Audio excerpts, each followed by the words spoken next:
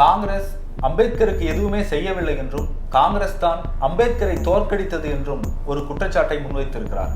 காங்கிரசின் சார்பாக நீங்கள் டாக்டர் அம்பேத்கரை தேர்ந்தெடுங்கள் என்று பிஜி கர் என்கிற பம்பாயினுடைய பிரதம மந்திரிக்கு கடிதம் எழுதினார் ராஜேந்திர பிரசாத். ஏன் இன்னைக்கு வல்லபாய் பட்டேல் பாஜகவுக்கு தலைவரா தெரிகிறாரு? ஏன்னா நேருக்கு எதிராக காங்கிரசுக்கு உள்ளே இருந்து கொண்டு வேலை செய்தவர் வல்லபாய் பட்டேல். நாடாளுமன்றத்துக்கு உள்ள இந்து சட்ட மசோதா குறித்து ஒரு விவாதம் நடக்குது. அந்த விவாதத்தில் அம்பேத்கர் அவர்கள் ராமனுக்கும் சீதைக்குமான உறவு பத்தி ஒரு வார்த்தை சொல்லிடுறாங்க. இன்னைக்கு எப்படி நாடாளுமன்றத்துல இந்துத்துவ அடிப்படைவாதிகள் மதம்னு ஏதோ அதானின்னு பேரை சொல்லிட்டாலே பதறாங்களோ, அவை குறிப்புல இருந்து நீக்க சொல்றாங்களோ, அந்த மாதிரி அம்பேத்கர் பேசிவிட்டார், ராமரை அவமதித்து விட்டார், கிருஷ்ணரை அவமதித்து விட்டார், அவர் தன்னுடைய பேச்சை வாபஸ் வாங்க வேண்டும் என்று கடுமையான மன அழுத்தத்துக்கு உள்ளாக்கியவர்கள் பாரதிய ஜனதா கட்சி. இன்று இருக்கிற பாரதிய ஜனதா கட்சியினுடைய அன்றைய தலைவர்கள். இந்த 1952 தேர்தலில் பங்கெடுக்க வேண்டும் என்கிற கட்டாயம் அம்பேத்கருக்கும் இருந்தது. அப்ப பதவியை ராஜினாமா செய்த பிறகு காங்கிரஸை தான் எதிர்க்க முடியும். அன்னைக்கு வலிமையான கட்சி காங்கிரஸ் தானே. சரி, காங்கிரஸை எதிர்த்தார் அம்பேத்கர். இதை 2 பேர் சண்டை போட்டுருந்தா நீ யாரா நடுவுலன்னு கேட்பாங்க. அந்த மாதிரி தான் பாரதிய ஜனதா கட்சி அன்னைக்கு சீன்லயே கிடையாது. சரி, காங்கிரஸை எதிர்த்தார் அம்பேத்கர். அம்பேத்கரை அன்னைக்கு ஆதரிச்சாங்களா? நாங்க ராமர் கோயில் மட்டும்தான் கட்டணும்னு சொல்லிட்டு இருந்தோம், நீங்க எல்லா மசூதியெல்லாம் போய் இடிக்காதீங்க, நாமெல்லாம் ஒத்துமையா வாழ்வோன்னு காந்தியை சுட்ட துப்பாக்கியிலேருந்து ஒரு தோட்டா வந்தது இல்ல, அந்த தோட்டாவுக்கு பிறந்தது இப்ப சொல்லுது யாரு? RSS மோகன் பகவத்.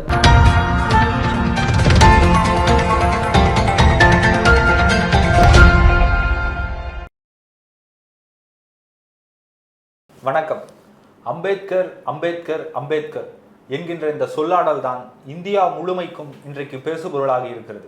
பாரதிய ஜனதா கட்சிக்கும் அமித்ஷாவிற்கும் பெரும் தலைவலியாக இருந்து கொண்டு இருக்கிற அம்பேத்கர் என்கின்ற இந்த சொல், அது தத்துவமாக ஒரு தரப்பினரும் தத்துவமற்ற சொல்லாடலாக ஒரு தரப்பினரும் இன்றைக்கு கையாண்டு வந்திருக்கிறார்கள். அவர்கள் இன்றைக்கு பாரதிய ஜனதா கட்சி தான் அம்பேத்கருக்கு ஆதரவாக இருந்திருக்கிறது என்கின்ற நிலைப்பாட்டை கூறி காங்கிரஸ் அம்பேத்கருக்கு எதுவும் செய்யவில்லை என்கின்ற ஒரு கூற்றை முன்வைக்கிறார்கள். அதை பற்றி தோழர் தமிழமுதன் அவர்கள் நம்மிடையே இணைகிறார். வணக்கம். வணக்கம். அமித்ஷா அவர்களினுடைய பேச்சு இன்றைக்கு பெரும் விவாத பொருளாக ஆகிக் கொண்டிருக்கிற இந்த சூழலில் பாரதிய ஜனதா கட்சி காங்கிரஸ் அம்பேத்கருக்கு எதுவுமே செய்யவில்லை என்றும் காங்கிரஸ் தான் அம்பேத்கரை தோற்கடித்தது என்றும் ஒரு குற்றச்சாட்டை முன்வைத்திருக்கிறார்கள். அது வரலாற்று ரீதியாக என்ன நடந்தது என்கின்ற தகவல் பற்றிய உங்கள் கருத்து? காங்கிரஸ் வெர்சஸ் அம்பேத்கர் என்பதுதான் அரசியல்.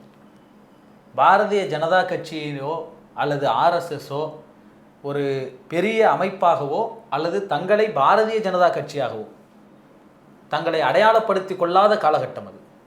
அதனால் இந்தியாவுடைய அரசியல் என்பதே ஒன்று காங்கிரஸ் வெர்சஸ் அம்பேத்கருடைய அமைப்பு தான். அந்த காங்கிரஸுக்குள்ளே தான் இன்றைக்கி பாஜகவுடைய தலைவராக அல்லது பாஜகவுடைய அடையாளங்களாக போற்றப்படுகிற அந்த ஜனசங்கமாக இருக்கட்டும், அல்லது அவங்க 3000 கோடியில் செலவு வச்சுருக்காங்களே பட்டேலாக இருக்கட்டும், இவங்க எல்லாருமே எங்கே இருந்தாங்கன்னா காங்கிரஸுக்குள்ளே தான் இருந்தாங்க. காங்கிரஸை ஆதரிச்சுட்டு அதனுடைய அமைச்சரவையில் வந்தவங்க தான். அப்படி பார்க்கிறப்போ அன்னைக்கு அட்ரஸே இல்லாத RSS, காந்தியை சுட்டு கொன்னதின் மூலமாக அட்ரஸை தேடிக்கொண்ட RSS வேறு வழி இல்லாமல் அம்பேத்கர் அவருடைய காலத்தில் இருந்த காங்கிரஸ் மீது பழியை போட்டுட்டு தன்னை தியாகிகளை போல காட்டிக்கிறதுக்கு அவங்க முயற்சிக்கிறாங்க.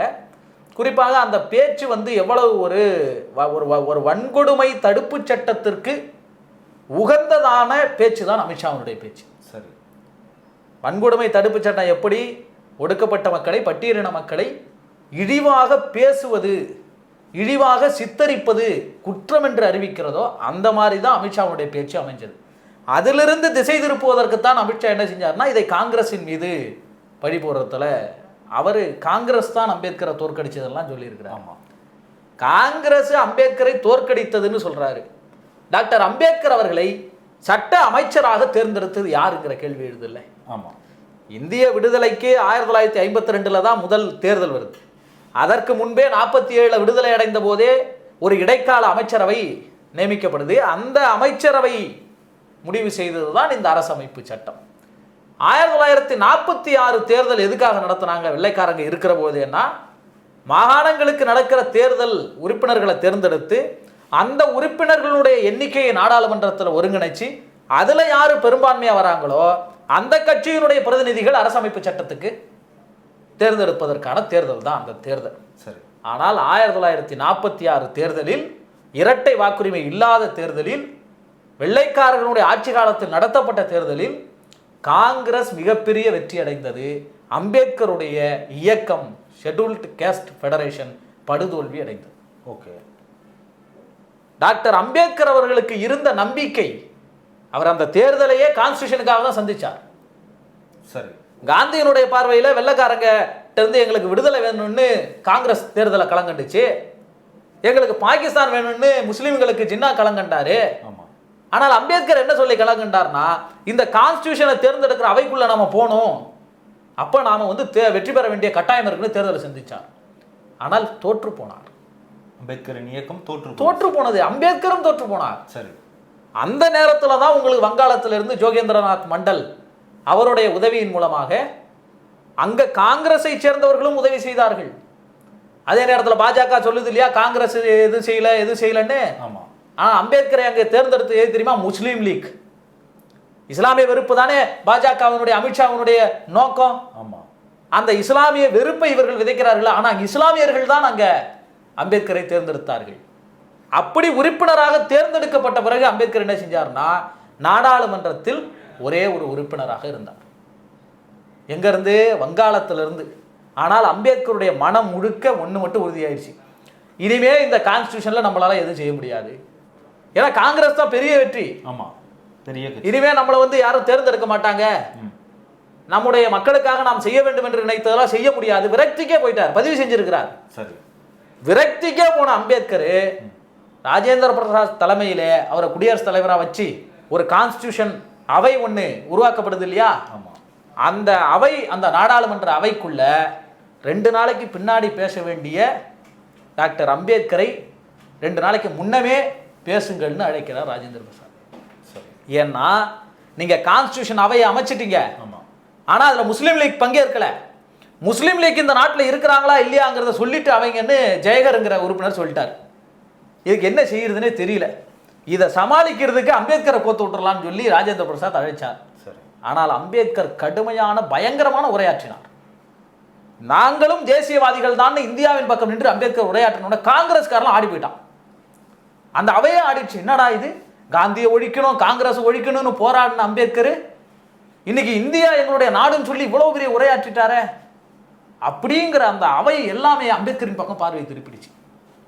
அப்ப என்னால் எதுவுமே செய்ய முடியாதுன்னு தோல்வி உற்றிருந்த அம்பேத்கரை அவருடைய உரை அவரே காப்பாற்றிக்கிட்டார். தன்னுடைய உரையின் மூலமாக இந்த அவையினுடைய மொத்த கவனத்தை ஈர்த்தார் அம்பேத்கர். அதன் பிறகு அவரை சட்ட அமைச்சராக காங்கிரஸ் முன்மொழிந்தது.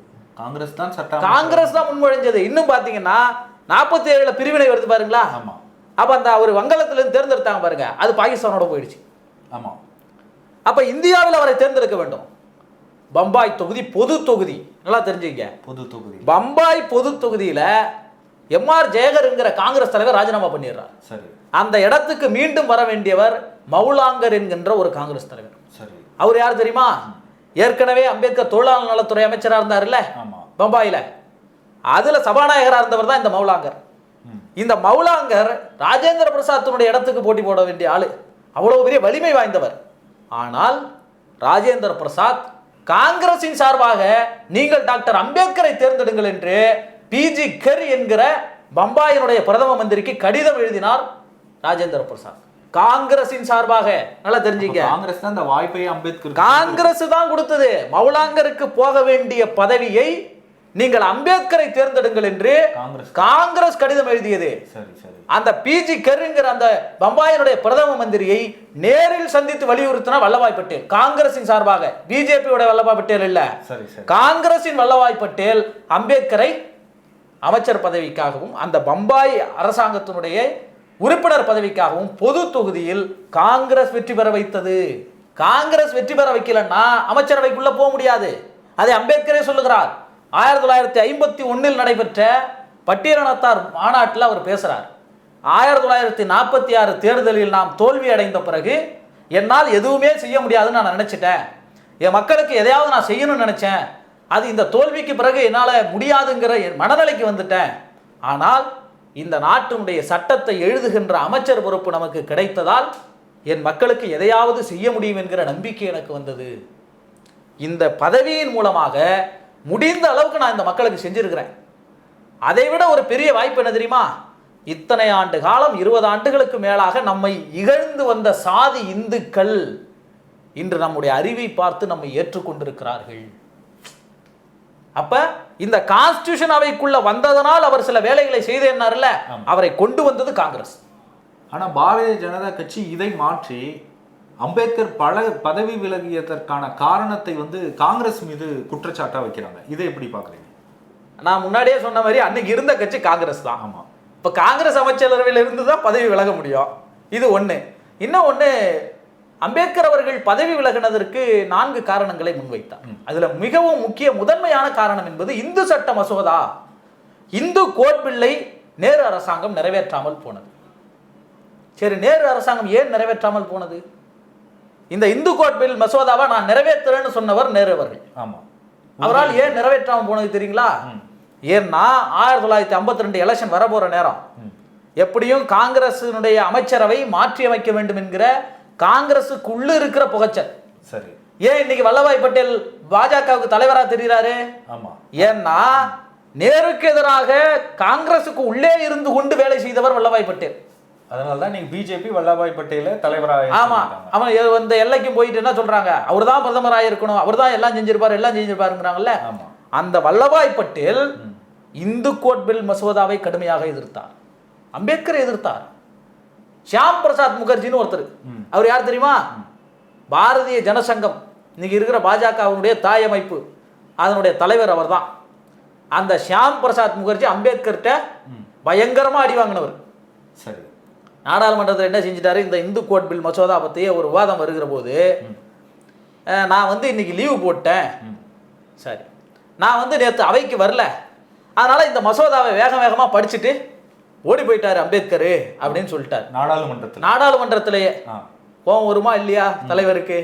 உடனே அம்பேத்கர் அவர்கள் எழுந்து, நான் எதிராளியை இந்த அளவுக்குலாம் தரந்தாந்தெல்லாம் விமர்சிக்க மாட்டேன், ஏன்னா பாஜக அன்னைக்கு பாருங்க, அன்னையிலிருந்து இன்னும் வழியே அதே தொழிலாக செஞ்சுட்டு இருக்கிறான் பாஜக காரன். அப்ப நான் எதிராளியை தரம் தாழ்ந்தெல்லாம் விமர்சிக்க மாட்டேன், ஆனால் சட்டத்தை பொறுத்தவரை நீங்கள் யார சொல்றாரு, பாஜக காரனுடைய மூதாதரையை சொல்றாரு, நீங்கள் யானை முன் நிற்கின்ற ஒரு முயலை போன்றவர்கள், யானையை போன்ற என்னை உங்களால் ஓட வைக்க முடியாதுன்னார். இந்த ஷியாம் பிரசாத் முகர்ஜி இந்து சட்ட மசோதாவை கடுமையாக எதிர்க்கிறார். சரி, வல்லபாய் பட்டேல் எதிர்க்கிறார், குடியரசுத் தலைவராக இருந்த ராஜேந்திர பிரசாத் எதிர்க்கிறார், ராஜாஜி அழுத்தம் கொடுக்கிறார். இப்ப இவங்கெல்லாம் யாரு? இவர்கள் எல்லோருமே சாப்பிட்டு சங்கிகள், காங்கிரசுக்குள் இருந்து நேருக்கு அழுத்தம் கொடுத்த சாப்பிட்டு சங்கிகள். இன்னைக்கு இருக்கிற பிஜேபி. சரி, இவங்கெல்லாம் நாடாளுமன்றத்துக்கு உள்ள இருந்து எதிர்த்தாங்க. நாடாளுமன்றத்துக்கு வெளியில ஆயிரக்கணக்கான பெண்களையும் சாதுக்களையும், எப்படி காமராஜர் வீட்டோட தீ வச்சு கொளுத்த பார்த்தாங்கல்ல சாதுக்கள்ங்கிற பேர்ல டெல்லியில, அதே கூட்டம் நாடாளுமன்றத்துக்கு வாசலில் அம்பேத்கர் அவர்களுடைய உருவம் எரிச்சாங்க, நேருவோட உருவம் எரிச்சாங்க. நேரு தான் அம்பேத்கர் இந்த மசோதாவை கொண்டு வரலன்னா நேரு உருவமையா எரிக்க போறான். அப்ப நேரு கொண்டு வருவதற்காக இருந்தார் என்பதற்காக நேருடைய உருவமே எரிச்சாங்க. அப்போ நேரு ரொம்ப ஸ்ட்ராங்கா இருந்திருக்காரு. சட்ட மசோதா கொண்டு வந்தே ஆகணும்னு, அதனால தானே நேருடைய உருவமே எரிக்கிறான் அம்பேத்கர் உருவமையோட சேர்த்து. அதுக்கு பின்னாடி ஒரு அரசியல் இருந்தது, எப்படியாவது நேருவை காலி பண்ணிட்டு பட்டேல் வரணும், ராஜேந்திர பிரசாத் வரணும், ராதாகிருஷ்ணன் வரணும், எல்லாம் சேர்ந்து சதி தட்டு செஞ்சுட்டு இருந்தா நேருவுக்கு எதிராக ஒரு சூழ்ச்சி இருந்திருக்கு. இவ்வளவு இருந்திருக்கு. நாடாளுமன்றத்துக்கு வெளியில போராடியவர்கள் அன்னைக்கு RSS ஆக இருந்தவர்கள், சாதுக்கள், சங் பரிவார்கள். நாடாளுமன்றத்துக்கு உள்ள இந்து சட்ட மசோதா குறித்து ஒரு விவாதம் நடக்குது. அந்த விவாதத்தில் அம்பேத்கர் அவர்கள் ராமனுக்கும் சீதைக்குமான உறவு பத்தி ஒரு வார்த்தை சொல்லிடுறாருங்க.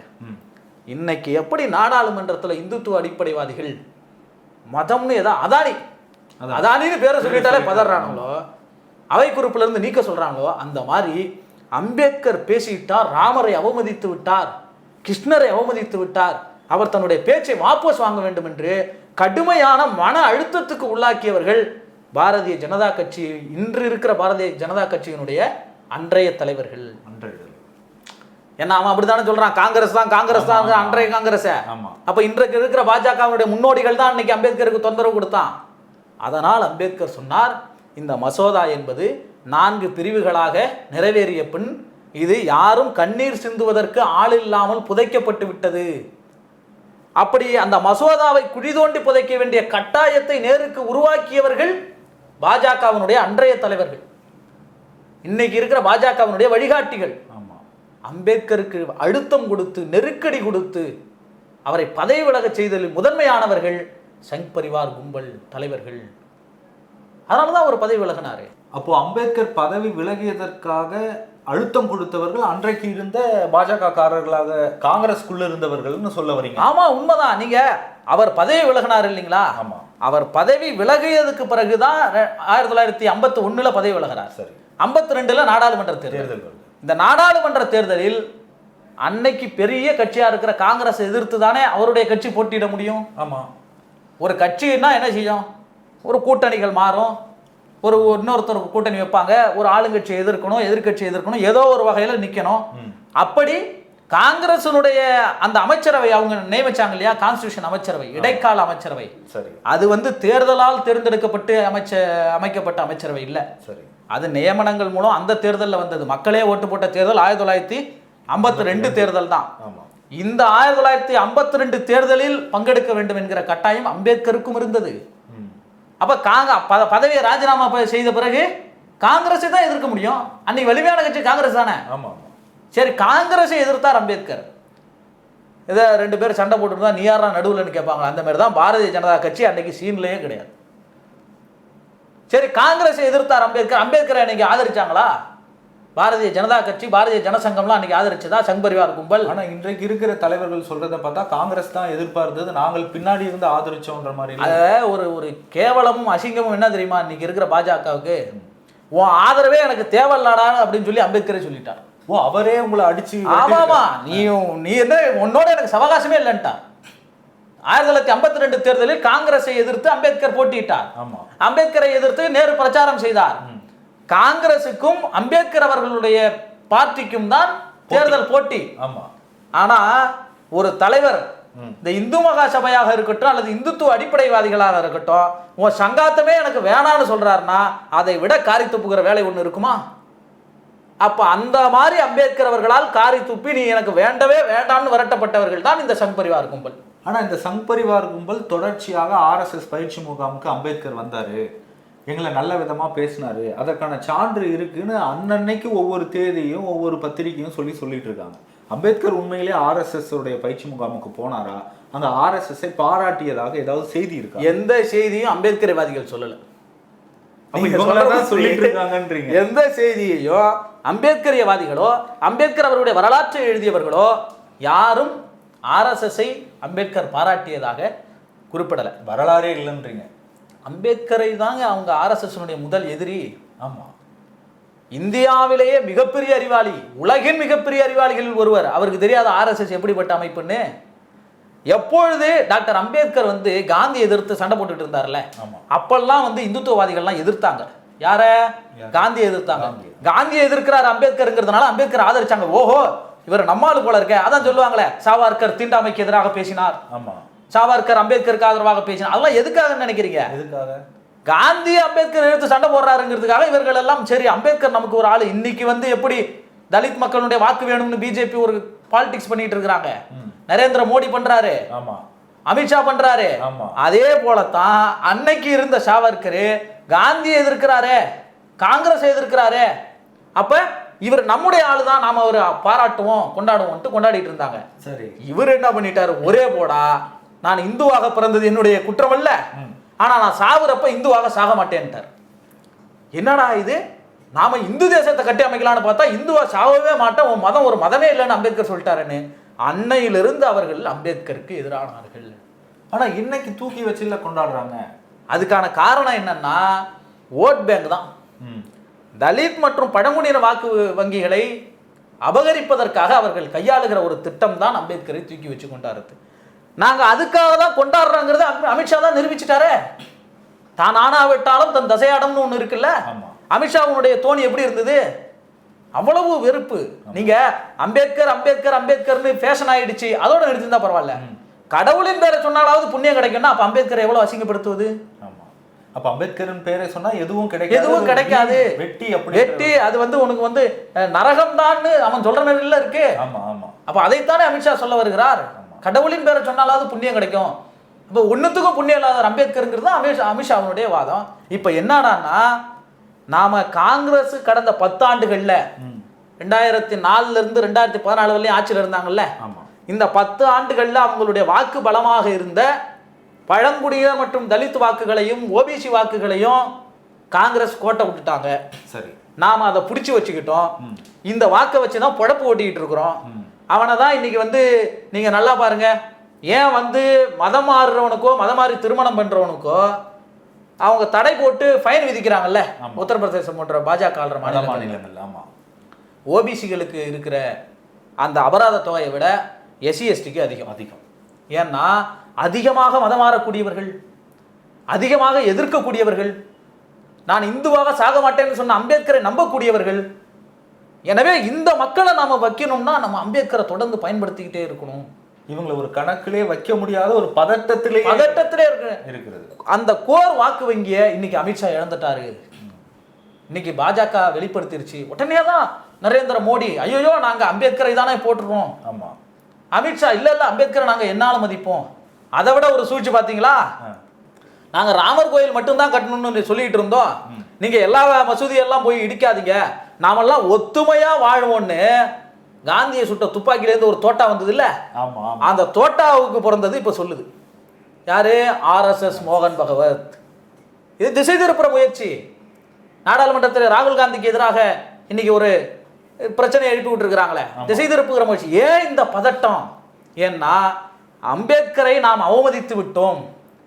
அவன் சொல்றான்ல காங்கிரஸ் தான் வந்து எல்லாம் செஞ்சுச்சுன்னு, எல்லாம் எடுத்து படிக்க ஆரம்பிச்சா அந்த நெடுக்க இருக்கிறவங்களாம் RSS-னுடைய அப்படியே காங்கிரஸ் தலைவர்கள். இப்ப அதுதான் பதட்டம். இப்ப இதை எப்படா இதை வந்து என்னடா இப்படி பண்ணிட்டோமே அப்படின்னு பாஜக மூழ்கிட்டு இருக்கிறாங்க. ஆனா நீங்க எப்படி சொல்றீங்க, காங்கிரஸ் வந்து அம்பேத்கரை மதிக்கிறோம்னு சொல்லிக்கிட்டாலும் கூட காங்கிரஸ் சார்பா பாரத ரத்ன விருதுகள் இல்ல அவருக்கான சிறப்பு அந்தஸ்து வந்து அம்பேத்கருக்கு எதுவும் செய்யல, அதை நாங்க தான் செஞ்சோம் அப்படின்னு பிஜேபி சொல்றாங்க. இது ஒரு வகையில உண்மையா இருக்கா? அது ஒரு உண்மையான விஷயம் தான். காங்கிரஸ் எதுவும் செய்யலைங்கிறத நாம ஒத்துக்கிறோம்.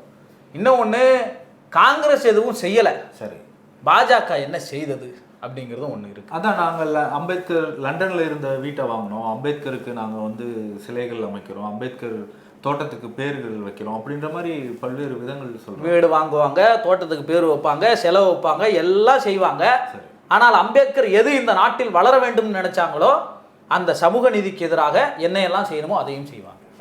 நீங்க பாரதிய ஜனதா கட்சி அன்னைக்கு அத்வானி தலைமையில ஒரு பெரிய ரத யாத்திரை போனாங்க. ஏன் ரத யாத்திரை போனாங்க? இன்னைக்கு அமித்ஷா சொல்றார், நாங்க ஆதரிச்ச கூட்டணி தான் உங்களுக்கு வந்து அம்பேத்கருக்கு பாரத ரத்னா கொடுத்தது. பாஜக ஆதரித்த கூட்டணி கட்சி விபி சிங் அவர்கள், பிரதமர் விபி சிங் என்கிற சமூக நீதி காவலர், அவர் ஆட்சி பொறுப்புல இருந்து டாக்டர் அம்பேத்கருடைய நூற்றாண்டு வந்ததுனால பாரத ரத்னா விருது கொடுத்தார். சரி, அதை விட இன்னொன்னு செய்தார். இந்த அம்பேத்கர் வந்து காங்கிரஸ் தான் வந்து பதவியை விலக வச்சாங்கலாம் சொல்றாருல்ல அமித்ஷா, அவர் பதவி விலகிறேன்னு சொன்னதுல முக்கியமான இன்னொரு காரணம் இருக்கு. பிற்படுத்தப்பட்ட மக்களுக்கு இடஒதுக்கீடு வழங்குகின்ற மசோதாவின் மீது நடவடிக்கை எடுத்து ஒரு குழுவை அமைக்க வேண்டும் என்கிற அம்பேத்கருடைய கோரிக்கை. சரி, காக்கா கலேக்கர் தலைமையில ஒரு குழு போட்டாங்களா, அந்த குழு செயல்படாமலே போனதா. அதன் பிறகு பிபி மண்டல் அவர்கள் தலைமையில் ஒரு குழு போடப்பட்டதா. அந்த மண்டல் அவர்களுடைய குழு பரிந்துரையை நிறைவேற்ற வேண்டும் என்பது அம்பேத்கருடைய கனவா இல்லையா? ஆமா, அதை நிறைவேற்றியவர் விபி சிங் அவர்கள். அதை யாரை வச்சு நிறைவேற்ற வச்சார்? ஒரு பட்டியல் வகுப்பை சேர்ந்த ராம்விலாஸ் பாஸ்வான் என்பவர் வச்சு அந்த சட்டத்தை நிறைவேற்ற வைத்தார். அப்பொழுது என்ன தெரியுமா சொன்னார் விபி சிங் அவர்கள்? நான் இந்த மசோதாவை டாக்டர் அம்பேத்கருக்கு அர்ப்பணிக்கிறேன். பிஜேபியில் இருந்து அம்பேத்கருக்கு நாங்கள் இந்த மசோதாவை, பிஜேபியில இருந்து இல்ல, பிஜேபி ஆதரவில், சரி சரி, பிஜேபியினுடைய கூட்டணி ஆதரவில் ஆட்சி செஞ்சிட்டு இருக்கிற விபி சிங் அவர்கள், நாங்கள் இந்த பிற்படுத்தப்பட்ட மக்களுக்கான மண்டல் கமிஷன் அறிக்கை 27% இடஒதுக்கீட்டை அம்பேத்கருக்கு அர்ப்பணிக்கிறோம்னு சொன்னார். சரி, அதுக்காகவே அவர் பதவியை ராஜினாமா செய்ய வச்சது, அவர் ஆட்சியை கவலைச்சது தாங்க பாஜக. அப்போ அந்த பிற்படுத்தப்பட்ட மக்களுக்கான இடஒதுக்கீட்டில் காங்கிரஸ் துணையா இருந்ததா, பிஜேபி துணையா இருந்ததா? பிற்படுத்தப்பட்ட மக்களுக்கான இடஒதுக்கீட்டில் நீங்கள் ஏற்கனவே இருக்கிற நேருடைய காங்கிரஸாக இருக்கட்டும், இந்திரா காந்தியினுடைய காங்கிரஸாக இருக்கட்டும், அல்லது ராஜீவ் காந்தியினுடைய காங்கிரஸாக இருக்கட்டும், இந்த எந்த காங்கிரஸுமே இன்னைக்கு இருக்கிற ராகுல் காந்தியினுடைய காங்கிரஸ் கிடையாது. சரி, ராகுல் காந்தி அதிலிருந்து முழுவதுமாக மனமாறி வந்திருக்கிறார், வேறுபட்டு நிற்கிறார். நீங்க பாரத ரத்னா விருதை நாங்க தான் கொடுத்தோம், நாங்க ஆதரிச்ச கூட்டணி தான் கொடுத்தது அப்படிங்கிறாங்க. அம்பேத்கர் அவர்களுக்கு பாரத ரத்னா விருது கொடுத்ததுனாலையும், அம்பேத்கர் அவர்களுடைய கனவாக இருந்த பிற்படுத்தப்பட்ட மக்களுக்கு இடஒதுக்கீடு கொடுத்ததுனாலையும் மத கலவரத்தை தூண்டி சட்ட ஒழுங்கை சீர்குலைவை வச்சு அதையே நோக்கமாக கொண்டு விபி சிங் அவர்களுடைய ஆட்சியை கவிழ்த்ததும் பாஜக தான். அப்ப பாஜக எந்த விதத்தில் பாஜக அம்பேத்கர் அவர்களை ஆதரித்ததால் பாரதிய ஜனதா கட்சி விபி சிங் அவர்களுடைய ஆட்சியை கவிழ்த்தது. அப்ப எந்த விதத்திலயும் பிற்படுத்தப்பட்ட மக்களுக்கான இடஒதுக்கீட்டுக்கு பிஜேபி போராடல. அமித்ஷா தெளிவா சொல்லிட்டாருங்க. இப்ப இடஒதுக்கீடை ராஜீவ்காந்தி எதிர்த்தாருன்னு சொல்றாங்கல்ல, ஆனா இப்ப அமித்ஷா தெளிவா சொல்லி இருக்கிறாரு 50% இடஒதுக்கீட்டின் உச்சவரம்பை உயர்த்துவோம்னு ராகுல் காந்தி சொல்றாரு. உயர்த்த விடமாட்டோம்னு அமித்ஷா சொல்லிட்டாரு. அப்ப இது யாரு இடஒதுக்கீடுக்கு எதிராக இருக்கிறா, யாரு அம்பேத்கருக்கு எதிராக இருக்கிறா? நீ சிலையை கொண்டு போய் வச்சுட்டு, தோட்டத்துக்கு பேர் வச்சுட்டு, வீடை வாங்கி வச்சுட்டு, அம்பேத்கருடைய கனவாக இருக்கிற பிற்படுத்தப்பட்ட மக்களுடைய இடஒதுக்கீட்டை அழிப்ப. அதே போல அம்பேத்கர் சட்ட நகலை கொளுத்துவ ராஜினாமா பண்ணதுல இன்னொன்று முக்கியமான காரணம் என்ன தெரியுங்களா? பட்டியலின மக்களுடைய பாதுகாப்பு கருதி அவர் தன்னுடைய அமைச்சர் பதவியை ராஜினாமா செஞ்சார். நான் கொளுத்துவேன்னு சொன்னார். அதுக்கு பின்னாடி இது இருந்தது. நான் இத்தனை வருஷமா இந்த மக்களுக்கு ஏதாவது செய்யணும் தான் இருந்தேன். வெறும் சட்டங்களை தான் போட்டிருக்கிறீங்க. இப்ப இருக்கு இல்லைங்களா வன்கொடுமை தடுப்பு சட்டம், அந்த மாதிரி பாதுகாப்பு கொடுக்கிற காவல்துறை தண்டனையோடு இருக்கிற இந்த மக்களுக்கான சட்டங்களை நிறைவேற்ற வேண்டும் காங்கிரஸ் அன்னைக்கு சொன்னார் அன்னைக்கு. ஆனா இன்னைக்கு பாஜக கட்சி, ராகுல் காந்தி எதிர்கட்சி தலைவர் அவர்கள் ஹத்ராஸ் பாலியல் வன்கொடுமை அந்த குடும்பத்தை போய் சந்திக்கிறார். அதுவும் போன வாரம் தான் நடந்தது. அந்த பெற்றோர்களை ஊரை விட்டு ஒதுக்கி வச்சிருக்கிறாங்க. இன்னும் நிவாரணம் வழங்கல. குற்றவாளிகள் சுதந்திரமாக அந்த ஊர்லயே இருக்கிறான். அப்ப அம்பேத்கருக்கு எதிரானவர்கள் யார்? எந்த மக்களுடைய பாதுகாப்புக்காக தன்னுடைய அமைச்சர் பதவியை வேணான்னு சொன்னாரோ, எந்த மக்களுடைய பாதுகாப்புக்காக நான் எழுதிய சட்டத்தை நானே கொளுத்துவேன்னு சொன்னாரோ, அந்த மக்களை பாதுகாக்க தவறியது பாஜகவா இல்லையா? இன்னைக்கு இருக்கிறது மாத்தி இருக்குல்ல. இன்னைக்கு ராகுல் காந்தி மாறி இருக்கிறார், ஆனால் பாஜக மாறல. RSS ஆக இருந்து சாவர்கர் தலைமையில எதிர்த்த அந்த பாஜக, ஷியாம் பிரசாத் முகர்ஜியாக இருந்து எதிர்த்த பாஜக, இன்னைக்கு RSS ஆக வாஜ்பாயாக இருந்து எதிர்த்த பாஜக. வாஜ்பாய் தானே கான்ஸ்டிடியூஷன் மாத்துறதுக்கு இன்னொரு குழு போட்டாரு, வெங்கடாச்சலையா கமிஷனை. அந்த பாஜக இன்னைக்கு மோடியாக அமித்ஷாவாக உருமாறி இருக்கிறது. அவர்கள் எந்த மாற்றமும் அடையல, காங்கிரஸ் தான் மாறி இருக்கிறது. அதனாலதான் ராகுல் காந்தியை எதிர்க்க முடியாதவர்கள் நேரு செய்தார், இந்திரா காந்தி செய்தார், ராஜீவ் காந்தி செய்தார். ஏன் அங்க போய் சொல்றாங்கன்னா, இவர்கள் ராகுல் காந்தியினுடைய கேள்விக்கு பதில் சொல்ல தயாரா இல்லை, இந்தியா கூட்டணியை எதிர்கொள்ள அவர்கள் தயாரா இல்லை. ஏப்பா ராகுல் காந்தி, நீ சொல்றது தப்புப்பா, நீ சொல்றது தப்பு, இதை சொல்லக்கூடாதுன்னு அவன் அமித்ஷா சொல்லியிருந்தா பிரச்சனை இல்லை, மோடி சொல்லியிருந்தா பிரச்சனை இல்லை. நேரு தோற்கடித்தார். எங்க ஆட்சிக்கு 10 வருஷத்துக்கு மேல பாஜக தான் இருக்கு. ஆனாலும் நேரு ஜுரம் மோடியை விட்டு போக மாட்டேங்குது. காரணம், அவர்களிடத்தில் வேறு எந்த ஆயுதமும் இல்லை. அம்பேத்கரை அமித்ஷா அவமதித்ததால் என்றா நான் விழுந்து வணங்கி கும்பிட்டு பிறண்டு நான் ஒரு கோட்டையை கட்டி வச்சிருக்கிறேன், அம்பேத்கர் தான் எனக்கு எல்லான்னு, நீ பொசுக்கணும் உடைச்சிட்டிய அப்படின்னு மோடிக்கு அமித்ஷா மீது கோபம் இருக்கிறது. RSSக்கு கோபம் இருக்கிறது. இந்த தலித் பழங்குடிய மக்களுடைய ஓட்டெல்லாம் திரட்டுங்கன்னு ஐடியா கொடுத்தது இல்லையா RSS? அது பதட்டத்தில் இருக்கிறதுனால தான் இந்த பிரச்சனையை திசை திருப்பதுக்கு நாங்கள் இந்த நாட்டோட ஒற்றுமையை விரும்புகிறோம்னு சொல்லி குறுக்க போடுது. இப்போ இவ்வளவு பெரிய நெருக்கடியில பாஜக இன்னைக்கு இருக்குதுங்கிறது தான் உண்மை. இந்த நெருக்கடியில் இருக்கிறது தான் இன்றைக்கு இந்தியா முழுவதும் பாஜகவினுடைய தன்மையை அறிந்து கொள்ளக்கூடிய ஒரு வாய்ப்பாக இருந்ததுன்னு நினைக்கிறேன். இவ்வளவு நேரம் எங்களுக்காக உங்களுடைய நேரத்தை செலவழித்தமைக்காக நன்றி.